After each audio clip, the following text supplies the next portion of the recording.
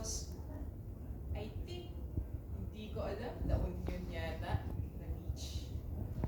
Tapos, gusto siyang sundan pa siya gumawa ng film. Alam mo ang ginawa? Ang laki daw ng fun ng grupo. Kaya, mag-shoot ako. So yung kondo yung shoot ko. Doon na, sa ano natin, shoot niyo ako. Shoot ko na yung scene ng pelikula ko. Sinot niya. Yung sinabi para. So yun ang ginawa nilang parang Mactan. Way of... So yung The Beach of Mactan, ginawa nila sa ilang. Sa La Union. Tapos, ang panalo doon, yung chinanel niya, yung may pagkakataon na magandang cosmic fun. Diba? Puta di syempre payag yung ano. Kaya nadala niya yung mga cast niya. Sila Sean, sila Manang Joe. Jo. Kasi Siya yung may bata doon, no? Oo, kasi siya shoot. Siya yung isi-shoot.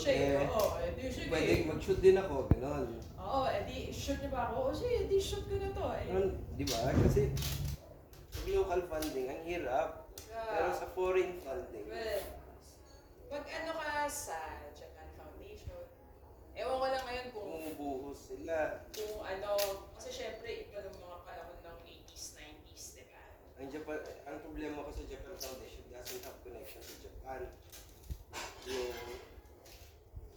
Kung may Tokyo ka, sali ka sa'yo mag-ata. Ako nga, sinasabi na kung sumali ko Mga Tokyo. Mga Japanese na pumunta ng Mactan province.